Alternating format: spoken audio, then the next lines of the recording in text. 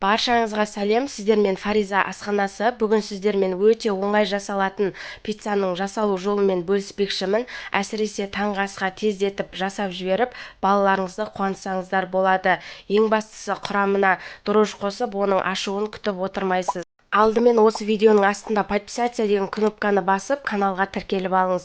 Ең алдымен айранға сода және тұзды қосып, жақсылап реакция жүргенше араластырамыз. Анық мөлшерін осы видеоның астына описание бөліміне жазып қалдыратын боламын. Кейін електен өткізілген ұнымызға айранымызды құйып және кішкене май қосып, жақсылап орташа жұмсақтықта қамыр илейміз.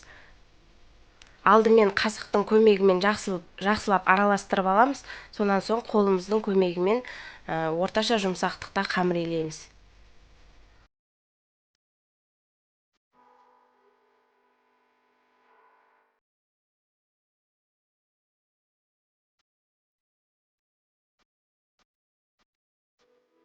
Мінекей, біздің қамырымыз осындай жұмсақтықта болу керек. Енді оны мешокқа салып 10-15 минутқа тындырып қоямыз. Енді осы аралықта салмасын дайындайтын боламыз. Салмасына мен тауық етін пайдаландым. Сіздер өз қалауларыңыз бойынша түрлі колбасалар қолдансаңыздар болады. Тауық еті мен бір пиязды орташа бөліктерге бөліп, осылай блендерге салып, жақсылап ұнтақтап аламыз.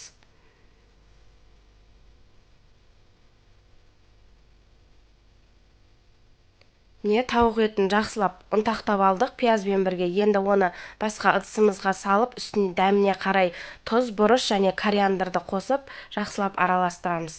Сонан соң үлкен қасықпен бір қасық майонез қосып, тағы да жақсылап араластырамыз.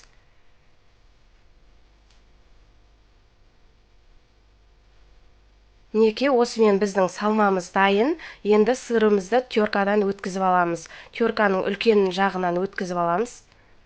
Сырымыз да дайын. Ендігі кезекте қамырымыз біздің демалып тұрды. Енді осы қамырды екі бөлікке бөліп, жұқа етіп жаятын боламыз.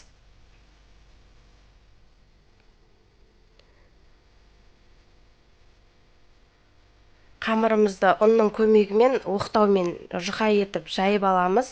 Өз табаларыңыздың көлеміне қарап жайсаңыздар болады.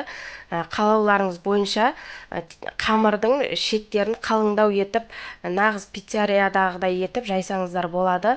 Мен де олай жасасам, балалар шетін жемей қояды, сондықтан да мен олай жасамаймын. Барлық жерін тегіс бірдей қылып жаямын.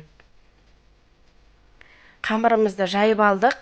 Енді қамырды жайғастыратын формамызға манный крупаны осылай кішкене сеуіп алсаңыздар, ешқандай да қамырларыңыз жабыспайды. Қамырымызды салып, тағы да кішкене жайып жібереміз. Соусына мен томат пайдаландым. Сіздер өз қалауларыңыз бойынша кетчуп, майонез немесе арнайы өзінің соусын пайдалансаңыздар болады. Томатный пастаны жақсылап жайып алған соң, үстіне кішкене сыр сеуіп шығамыз. Біздің салмамыз жылжып кетпеу үшін.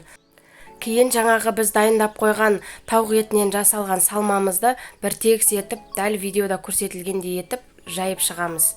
Достар, егер де менің каналымның дамуына өз үлесіңізді қосқыңыз келсе, және де дәл осындай оңай және тез дайын болатын рецептілер іздесеңіздер, міндетті түрде менің каналыма тіркеліп алыңыздар. Және де жүрекше белгісін басып, өз достарыңызбен бөлісіп қоюды да ұмытпаңыз. Қоңырауша белгісін басып қойсаңыз, менің салған видеоларымды бірінші болып көріп отыратын боласыз. Салмамызды бір тегіс етіп жайып алдық. Енді өз қалауларыңыз бойынша дәл осындай помидор қойып шықсаңыздар болады.